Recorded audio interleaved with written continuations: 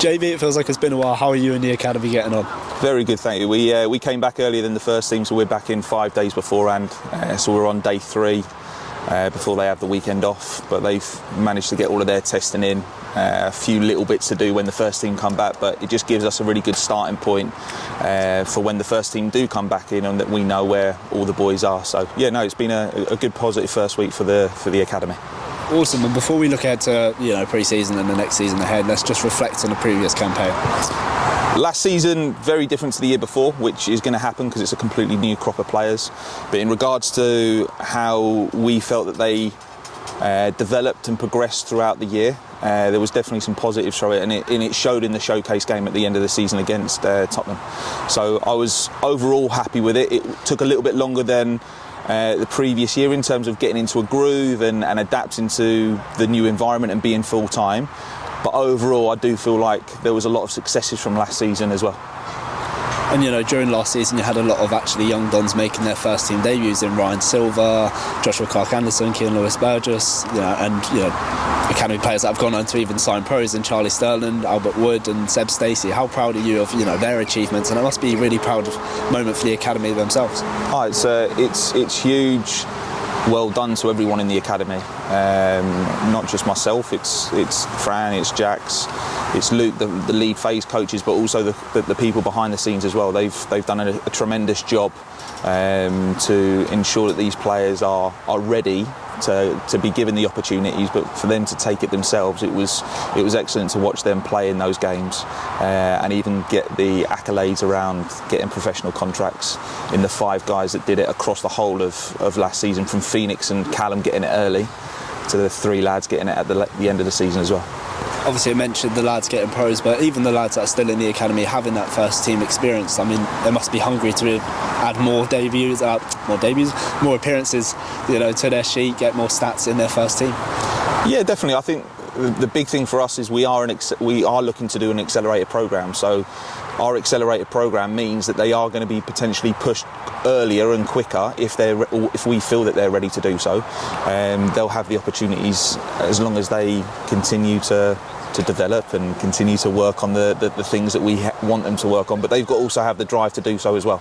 So seeing those younger lads have those experiences early is just exactly the same as why we do the showcase games, when they hopefully do get their opportunities further down the line, that they're ready and they've experienced it nice and early as well. And the amazing thing with this Academy is every year presents a different group and a different group of players to work with. Are you excited for the new players that have come through? Definitely, again, a completely different batch of players. So this will give us loads of opportunities to work on different things, as well as sticking to our philosophy and the way that we want to play. There'll be variations of what we have to do because of the crop of players being different. So yeah, I'm really excited to work these lads. Some of them I've worked with again since they were under 10s. So it's nice to see their journeys and see them coming at the end of the Academy experience, coming into the 18s as scholars as well. And just to touch on, the lads that unfortunately didn't get professional deals and are not with us anymore, it might be the end of their journey here, but not necessarily the end of their footballing journey or their footballing career. No, I can imagine the boys that have decided or have moved on, that their careers aren't over. There's been some success already with a couple of them who have already got something in place, but they'll always be part of the MK group in regards to moving forwards. So even if it's a case that they come back to us, or we'll keep an eye on them, and we have been doing check-ins with them, but I was internally grateful in terms of the way that they approached everything, even from having their decisions. They were excellent in regards to the way that they were post that decision, and they've got a real drive and a determination to continue progressing and moving forward as well. And you had the likes of Corvell Pickering, Isaac Ololeye and Simon Trosso, who all suffered quite bad injuries last season. It really impacted what they could do on the field. But amazingly, they've got their heads down, got through a long rehabilitation process and got straight back in pre-season. And I know a few of those players have been given extended contracts because of that. Yeah, look, that's a success in its own. Dealing with the adversity, that's part of football, having injuries, and unfortunately for them, they did pick them up all of them picked them up during their first as a first year scholar. So what they've had to deal with and had to manage because of the long period of time. All three of them did excellent at it, and having them coming back on the pitch from Sim coming on back onto the pitch and over in the game over there sort of back end of 2023, as well as Corvell coming on against Northampton away and Isaac coming on against Cambridge away. They were all the little things that showed the amount of work that they had to put in during that period of time, and they've done really well to get back and ready and prepared for the new season, this one. Now looking at the season ahead, are you excited? What are your objectives? What are you wanting to achieve? Well, I don't have to explain the way that our league was set up again, because it has changed. So our outcomes or our challenges that we're going to face this year is that the group and the league format's different. So we're going to play more teams this year in the starting league.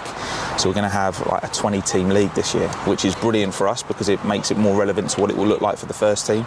The distances that they'll be travelling is going to be relevant to what they'll have to do around the first team as well. So all of those little things, I'm looking forward to a new challenge and a different sort of format to what they're going to experience, as well as for the boys that will be going out on loan after the success that we had on that last season as well. And for yourself personally, as a head coach of the Academy, the under-18s, what are you wanting to achieve for yourself? What are you wanting to develop on this year? What do you think you could do better? We've got a really strong team behind us, if that be from the medical side, sports science side, as well as the coaches that we've got in here as well. It's making sure that we utilise, and I utilise them as best as possible to allow my role to be as effective as possible as well. We all want the best for these players, and we want to make sure that they're getting what they need. So if it's not coming just from me and it's coming from other people, it's only going to help these boys get better. So yeah, it's down to me delegating and making sure that everyone's involved, that we can get involved, and it's utilising everything that we've got. So Mike even had a conversation with the boys, the second years, on Wednesday on their first day back, which was brilliant for them, where it's giving them a little bit of an insight of what his standards and what his behaviours and what he's looking for from them moving into the new season. So for me, it's just making sure that I'm utilising everyone that's around me, and I'm looking forward to the challenge of that new season and that new league that we're going into, and what's next for these academy players, potentially having the opportunities that they did so last season as well. Well, no doubt you're going to enjoy beasting these lads over the next few weeks in pre-season. I don't know what you mean, Robbie.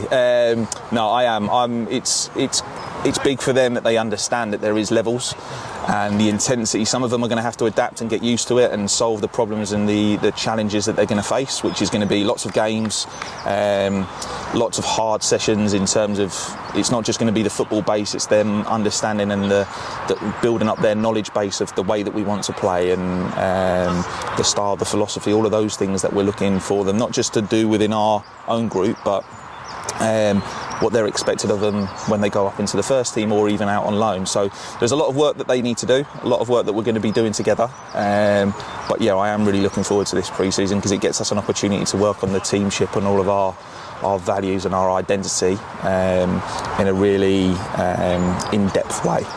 Just because they haven't got college, so we can do extra sessions. We haven't really got a huge amount of problems from that side, or the challenges. And then we've got the 16s who, once they finish school, they'll be coming in, so they'll be full-time. So we've got really good numbers to work with across this time up until September. So it is a really fun and exciting time pre-season. It's one that I enjoy, and not so much my skin with the sun, but the rest of it, it's going to be a good challenge, but an enjoyable one for that.